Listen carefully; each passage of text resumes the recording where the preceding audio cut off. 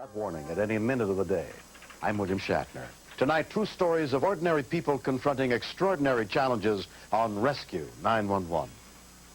We begin on the afternoon of February 14th, 1991 in Mount Shasta, California. 14-year-old Shanti Spahn and her close friend Chrissy had decided to cut school to go hiking in Box Canyon, a scenic but rugged area nearby.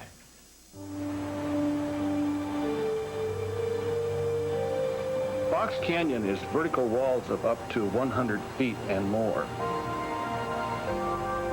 It's a very dangerous place. Me and Chrissy left school and found this trail and decided that we'd try to get to the bottom. There was a nice little river. We could just go sit there and just talk. Chrissy, I don't know if I want to do this. We kept walking, and it seemed like a long time. And we didn't have any problems until we got to this area where there was just really big rocks, and there was nowhere else to go.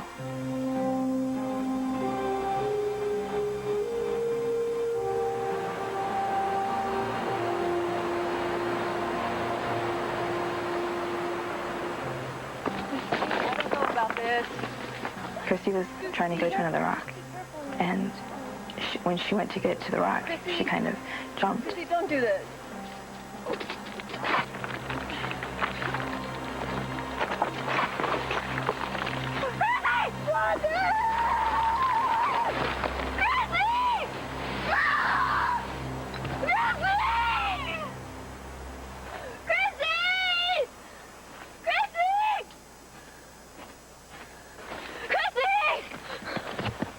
The whole time, I was calling her name to make sure she could hear me. I just kept yelling for her. And then she started calling my name out. Chrissy, I'll be there. I'm almost there, Chrissy. Chrissy! Chrissy!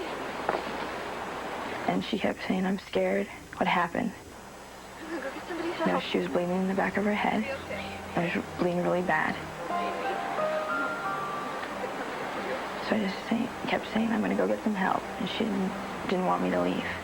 Okay, you're gonna be okay. I wanna go get somebody. And so I took off my necklace. I'm just gonna remember. And I said, okay, keep looking at the heart. Okay?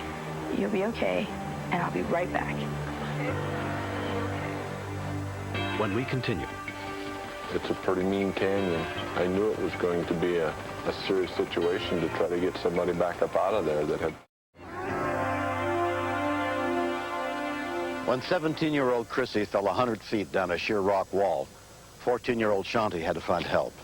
She was the only one who knew where her friend lay injured at the bottom of treacherous Box Canyon.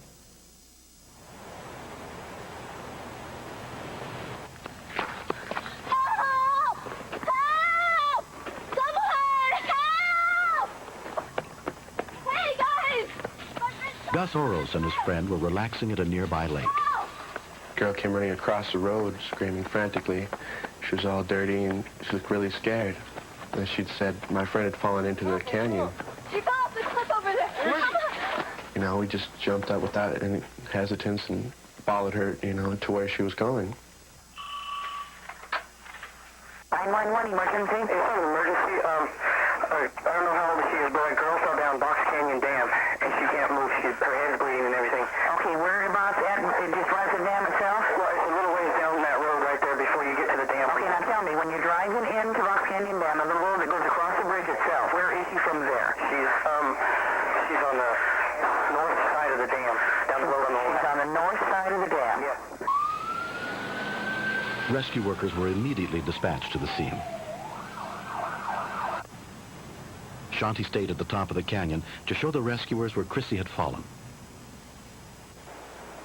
There was like silence there for maybe about 5 minutes. It felt like a really long time. You know, just like a lonely feeling. It's like being the only two people on the earth. Anyone?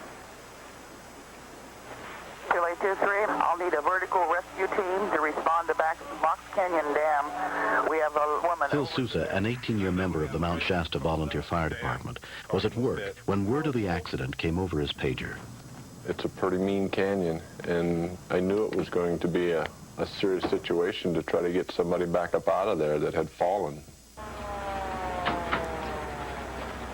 Within 5 minutes of the call, a unit trained in mountain rescue arrived at the rim of the canyon, led by Fire Chief Joe Spini. I started coordinating a vertical rescue.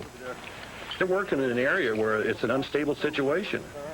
It appeared to be about a 100-foot drop. I was concerned for the safety of the firefighters.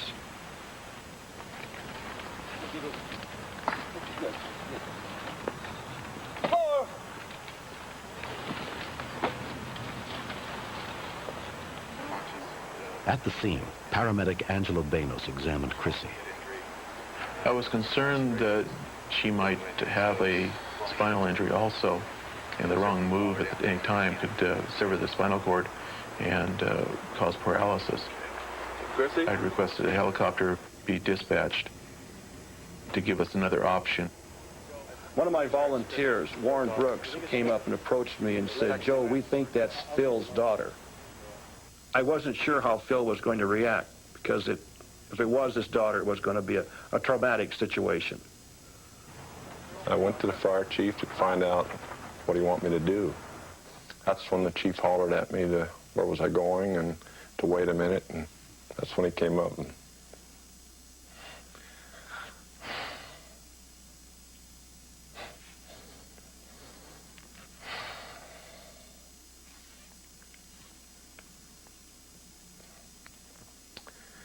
he grabbed me by the arm and said, "Phil, we think it's your daughter." Phil has been in the fire department for a long time, but when it involves one of your own children, it's a different situation. All of a sudden, have them tell you that we think it's your kid in one of the worst situations that you've witnessed in the 18 years that I've been in the department. It's a real scary situation. Hang on, all right, listen. And I told him, I said, "Joe, I have to go down there. I don't know if I'll make it, but I gotta go down."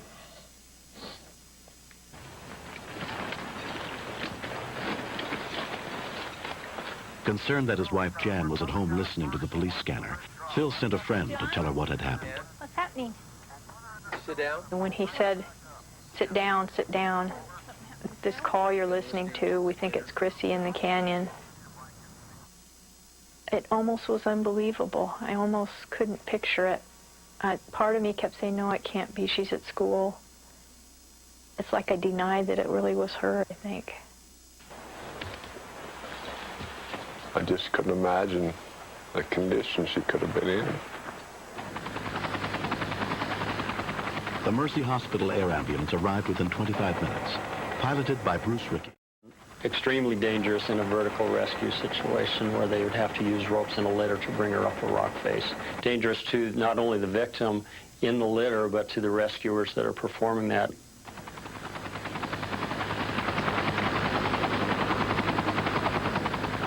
It's amazing that your mind sort of goes into fast forward and you're thinking 1,000 things all at once.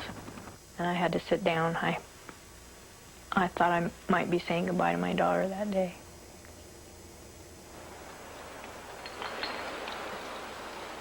Once we got down into the bottom of the canyon and actually see her, we made eye contact. Well, she just immediately started crying. She was saying, "Dad, I'm sorry."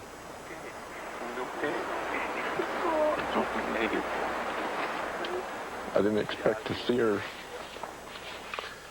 all her arms and legs intact. After coming off of that wall like that, it was a relief to see her in one piece. We orbited for 2 or 3 minutes, and in that time I saw an area in the bottom of the river that looked like maybe I could land.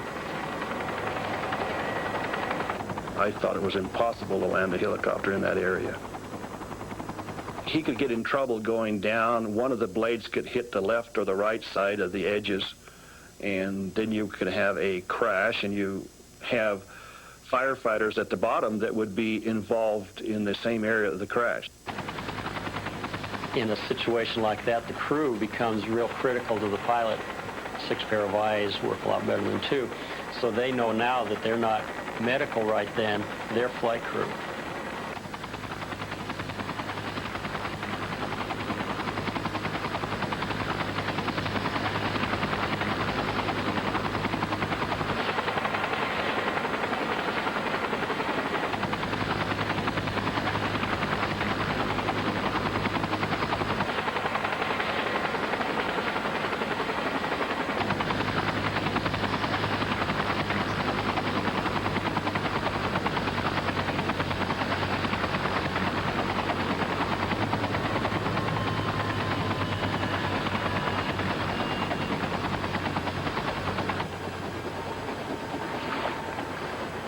When you take 6 or 7 people trying to carry an individual in a Stokes like that, if you haven't experienced it, it's a rough chore.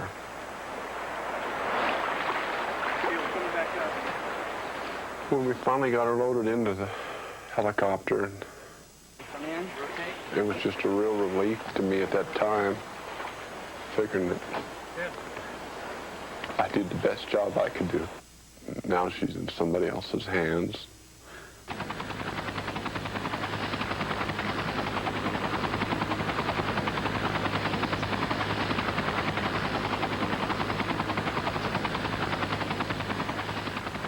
I felt this giant weight of relief when she was carried off. That was a very stirring thing to see them do this miracle for my daughter. I'm not real religious, but I felt almost as if angels had come and carried her off. Christy Souza was treated for a fractured skull, broken leg, and numerous cuts and bruises. But miraculously, there was no spinal injury. 5 months later, she has completely recovered. After that fall and everything, I never thought that I would come out of it. Yeah. What part are you? I guess I figured maybe I'd be in a wheelchair or somehow severely damaged. Just at the moment of falling, you don't think about even surviving it, I guess. The heart up. I thought it changed our friendship at first, but we had like this bond type thing where, I mean, everyone knew and you could just like see, kind of tell that we had shared something that you just can't forget. Here. I think it's a miracle that she even came up out of the canyon. I feel reassured that the world is a pretty special place, that people really are basically very wonderful to you in your time of need. I'm real glad that my dad went down there. It's got to be real difficult for him. And I'm sorry that he had to go through that, but I'm real glad that he helped me out, you know. But a situation like this really makes you feel how precious life is and how much more time you'd like to spend with them. It could have been a real disaster. Thank you.